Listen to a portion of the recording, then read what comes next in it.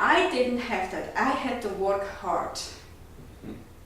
And yes, it's true, I haven't had, for many years I didn't work. But, I have a big property. I took care of the property. We built 2 houses, and that was involved. Anyways, I think that was really, she just got it right. She just, that was kind of my weak point.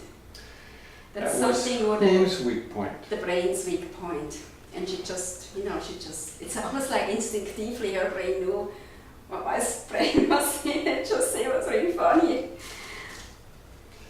Well, you're right. You're right in one respect, that she's mouthing things that she has heard. Mm-hmm. She's, in one respect, she's sort of a picture of what information she got from your parents. Mm-hmm. Okay, and she's seeing her life through those patterns. Mm-hmm. And that's just her background. Mm-hmm. It doesn't have anything to do with you. That's correct. What she is saying is just what she's saying. Mm-hmm. How she sees things. Mm-hmm. And whether your thinking reacts to it or not, that's what you have control over. Right. And I almost lost it there. Partially I lost it. Because I raised my voice and I got kind of almost pulled into the heated discussion.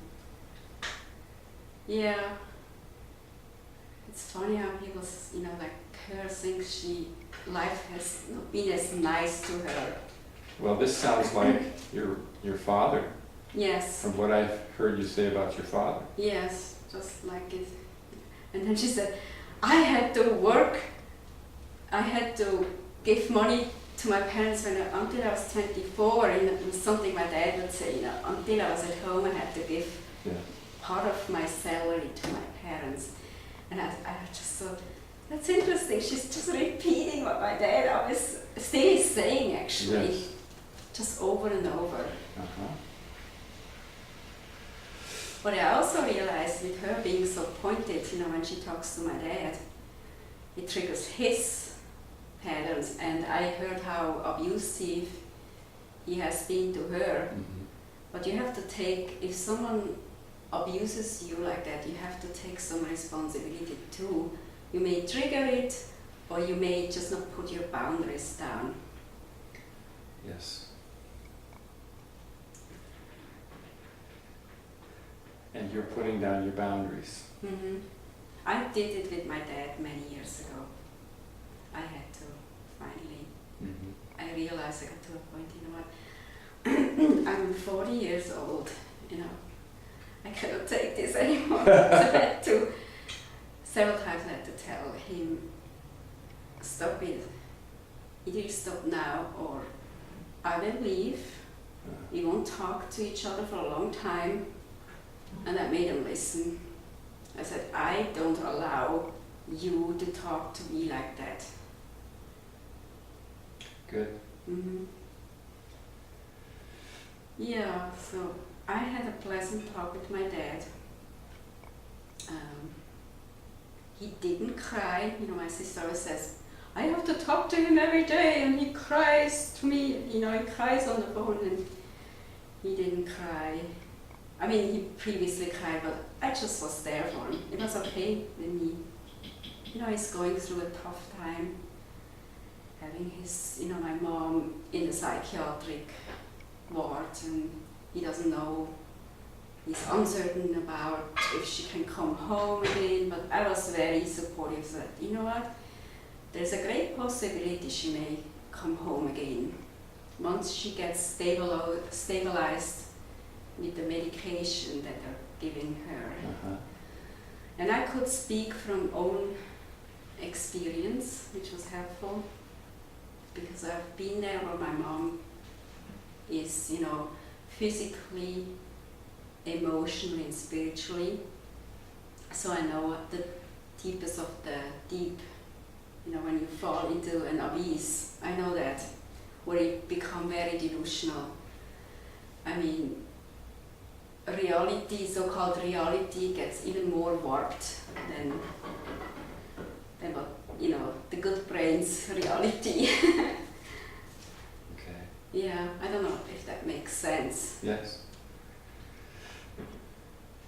So, it feels good.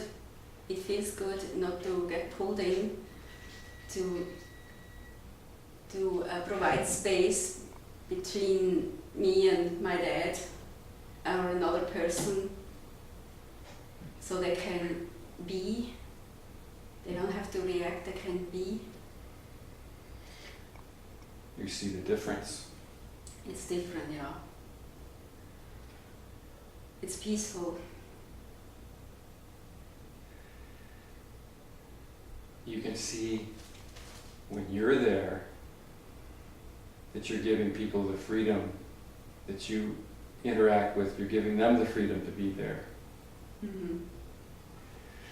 And if they're not there, I'm still at peace, Mm-hmm. because I don't internalize it. You know, it's almost like I'm an observer. I have a, you know, like a skin and water pearls off. I don't have to take it inside. It doesn't have to go through my skin. You don't have to internalize it. Mm-hmm. Mm-hmm. Isn't that wonderful? It is wonderful. That's a big change for you. Yeah. That's a giant change for you. Mm-hmm. There's steps. I mean, this didn't happen overnight. No? Different, I mean, there were little steps in between to get there. Oh. Yeah. You know that. You mean it doesn't just happen like that? No, what I mean is, every time something like this happens, it happens a little bit different. Mm-hmm. I can see that now.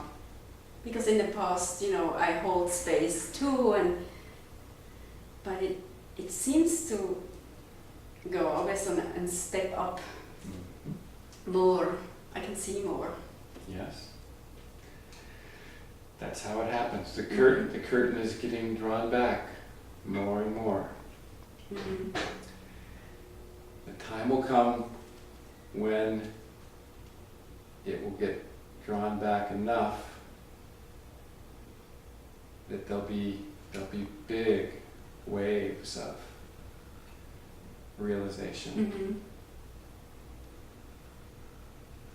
Different things will come in. Mm-hmm. What you're doing,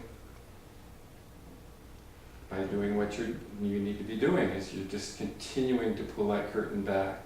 So you're opening yourself up more and more. Mm-hmm.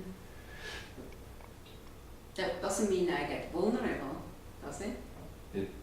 It means you get stronger. Mm-hmm. As you're opening yourself up Mm-hmm.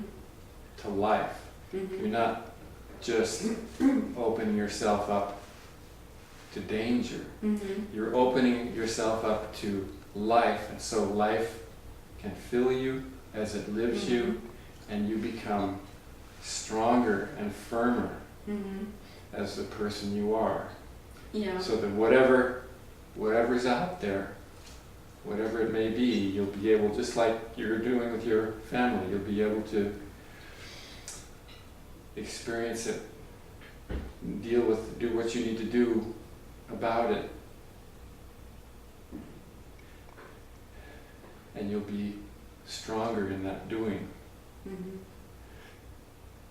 This curtain it's not like a matter of opening up your emotions. This is a curtain between you, the person, the real Helen, and life. And what the curtain is, your thinking. The thinking, as it gets weaker,